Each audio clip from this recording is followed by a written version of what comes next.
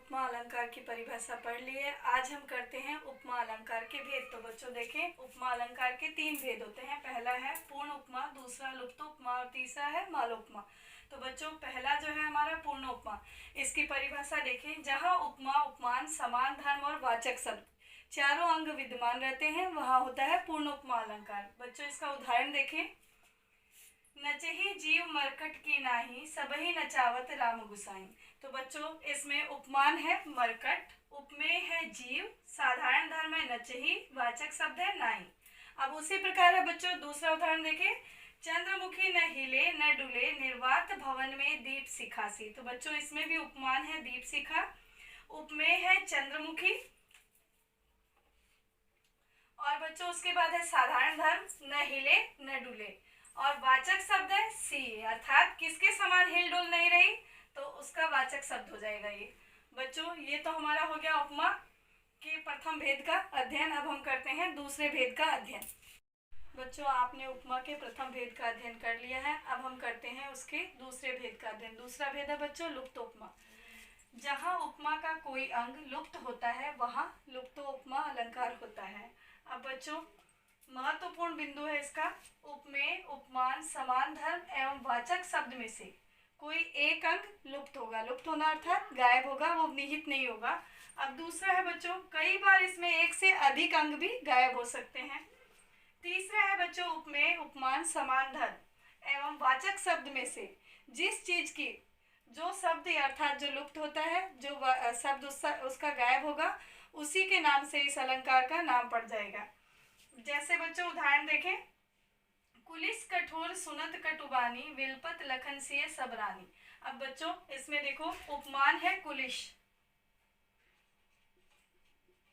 कुलिश ये हमारा उपमान है। उपमेय है बच्चों कटुबानी, और बच्चों साधारण धर्म है कठोर। अब बच्चों इसमें कहीं भी समानता नहीं दर्शाई गई है, अर्थात वाचक शब्द का अभाव है, इसलिए इसका नाम पड़ेगा वाचक शब्द लुप्तो उपमा। वाचक लुप्तो उपमा, इसमें अभाव किसका है बच्चों? वाचक शब्द का, इसलिए इसका नाम पड़ेगा वाचक लुप्तो उपमा अलंकार।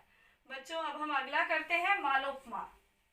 जैसा कि आप जानते हैं हमने उपमा अलंकार के 2 भेदों का अध्ययन कर लिया है। अब हम करते हैं तीसरा जो भेद है हमारा मालोपमा। उसकी परिभाषा देखें बच्चों। एक उपमेय के लिए अनेक उपमानों की योजना होने पर मालोपमा अलंकार होता है। अब बच्चों मालोपमा का अर्थ क्या होता है देखें। माला रूपी उपमा, जहाँ एक ही उपमेय के लिए अनेक उपमानों का प्रयोग किया जाता है, अर्थात उपमानों की माला सी बना दी जाती है, वहाँ मालोपमा अलंकार होता है। इसमें उपमेय का उत्कर्ष दिखाया जाता है, अर्थात उपमेय किसको साध्य बनाकर दिखाया जा रहा है उसको बताया जाता है। अब बच्चों उदाहरण है। सिंहनी सी काननों में, योगिनी सी शैलों में, सफरी सी जल में, विहंगनी सी व्योम में, जाती सभी और उन्हें खोज कर लाती मैं। बच्चों अब इस पद में जो परिचय है वो देखें।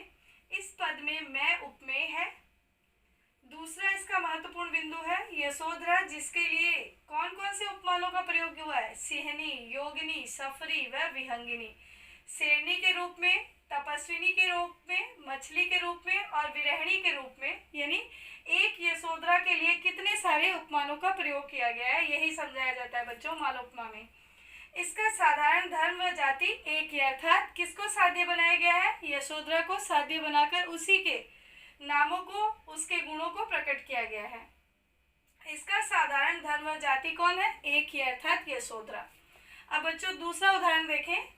जिय बिनु देह नदी बिनु वारी, तैसे ही नाथ पुरुष बिनु नारी। इसमें भी बच्चों जो हमारा साधारण धर्म है वो क्या है? नारी। नारी के अनेक रूपों की व्याख्या की गई है।